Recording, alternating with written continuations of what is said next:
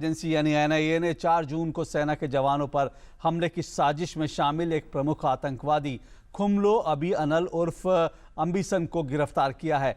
मणिपुर में भारत की म्यांमार सीमा के निकट गिरफ्तार यह आतंकी एनएससीएन-के का एक शीर्ष कमांडर है और चंदेल जिले में एनएससीएन-के का क्षेत्रीय चेयरमैन भी है। एनआईए के मुताबिक ये मणिपुर के चंदेल में सेना के जवानों की हत्या का मास्टरमाइंड भी है। दरअसल 4 जून को सेना के एक दस्ते पर घात लगाकर हमला किया गया था, जिसमें 18 जवान शहीद हो गए थे। इस हमले में 15 जवान घायल भी हुए थे। एनआईए के मुताबिक इस घटना में ये पहली और काफी अहम गिरफ्तारी है। जांच से ये पता चला है कि इसने घटना से पहले हमलावरों के साथ मिलकर साजिश रची थी। खुलासा ये भी हुआ था कि खुमलो ने 4 जून की घटना से पहले और बाद में भी इस घटना में शामिल आतंकवादियों से मुलाकात की थी। एनएससीएन-के के इस शीर्ष कमांडर की गिरफ्तारी को एनआईए के लिए काफ़ी अहम कामयाबी माना जा रहा है और इससे 4 जून के बचे हुए अपराधियों तक पहुंचने में एजेंसी को काफ़ी मदद मिलने की उम्मीद है।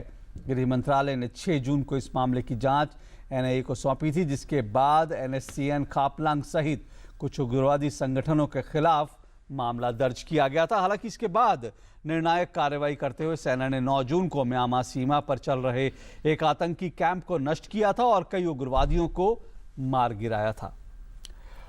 और इस खबर पर तफसील से जानकारी लेने के लिए सीधा न्यूज रूम से जुड़ रहे हैं हमारे संवाददाता सुधाकर दास। सुधाकर, एनआईए के लिए एक बड़ी कामयाबी है, कैसे इसके बारे में जानकारी लगी थी और कैसे इसको जिंदा पकड़ने में कामयाब रही एनआईए? जो बिल्कुल अशोक, इसकी गतिविधियों पर काफ़ी करीब से नज़र थी, ना सिर्फ एनआईए की बल्कि जो तमाम जो खुफिया एजेंसियां हैं उसकी। और निश्चित तौर पे जो 4 जून की घटना थी, इसने जो पूरा सुरक्षा तंत्र है भारत का उसको झंझोड़ा था और शीर्ष स्तर से इस हमले के अपराधियों को किस तरह से पकड़ा जाए उसकी रणनीति तैयार हुई थी। और निश्चित तौर पर बहुत पहले विधियों के बारे में सुरक्षा एजेंसियों को, और आखिरकार आज इसको पकड़ लिया गया। और निश्चित तौर पे अशोक, इससे जो बातचीत हुई है और इसने जो खुलासे किए हैं काफ़ी अहम खुलासे हुए। कौन लोग इसके पीछे शामिल थे, किन लोगों ने साजिश रची, किन लोगों ने हमला किया और वो लोग अब इस वक्त कहाँ छुपे हुए हैं। तो निश्चित तौर पे एक बहुत बड़ी, एक बहुत अहम कामयाबी 4 जून को सेना के जवानों पर जो हमला हुआ था उसको देखते हुए। जी सुधाकर, इस बीच सेना ने एक बड़ी कार्रवाई भी की थी म्यांमार में, और उसके अलावा विदेश सचिव भी म्यांमार की यात्रा पर गए थे। तो इन सबके बीच क्या कोई कड़ी जुड़ती है क्या? जो बिल्कुल अशोक, और कड़ी थोड़ी पीछे भी जाती है। 4 जून के हमले से पहले हमने सेना और अर्धसैनिक बलों पर छिटपुट हमले किए जाते रहे और ये कहीं ना कहीं जो ऐसे गुट, ऐसे आतंकवादी गुट, उग्रवादी गुट जो सुरक्षा व्यवस्थाओं की वजह से हताश थे, कहे उन्होंने मिलकर इस घटना को अंजाम दिया।